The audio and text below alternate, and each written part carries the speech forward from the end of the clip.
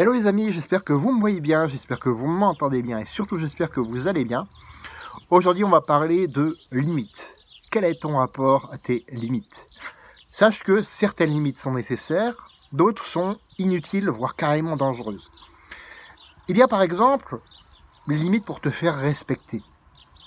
Les limites pour te faire respecter, elles sont nécessaires pour t'affirmer, pour faire valoir tes valeurs, par exemple. Quand on te propose des deals où tu sens que c'est pas pour toi, tu sens que c'est pas en accord avec qui tu es, eh ben, tu peux dire non. C'est ça, te faire respecter et mettre des limites. Il y a des limites liées à la loi aussi, qui sont faites pour protéger. Donc tu vas pas aller, par exemple, je donne une caricature, tu vas pas aller taper un collègue parce qu'il t'a dit telle chose, parce que ceci, parce que cela, ou parce que tout simplement il t'a volé un truc. Non, tu vas aller porter plainte. Ça, c'est mettre des limites à ta colère, par exemple. Il y a des limites par rapport aussi à tes rêves. C'est le fameux syndrome de l'imposteur. Et celles-ci, elles sont pas cool, ces limites-là. Elles démontrent un manque de confiance ou peut-être un manque de compétences que tu as, qui est réel ou qui est imaginaire. Parce que parfois, tu as ces compétences-là, mais tu n'oses pas les utiliser.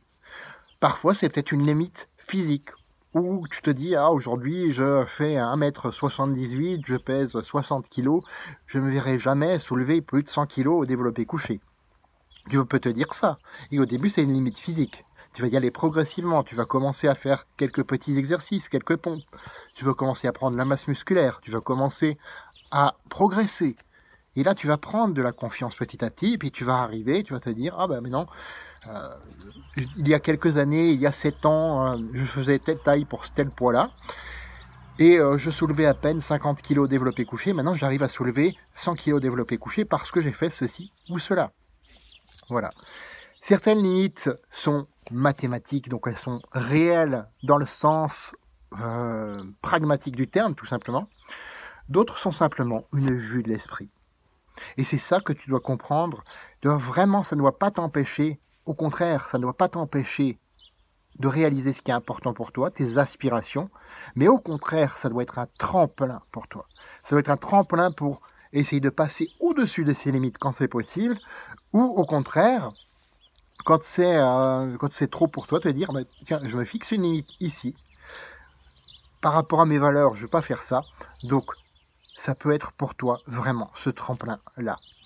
Donc quel est ton rapport à tes limites? Dis-moi-le en commentaire, fais de ta vie une aventure mémorable qui te ressemble et à personne d'autre parce que tu le mérites, même si parfois tu as l'impression que la vie est limitée. Et on se retrouve la semaine prochaine pour d'autres vidéos. À bientôt!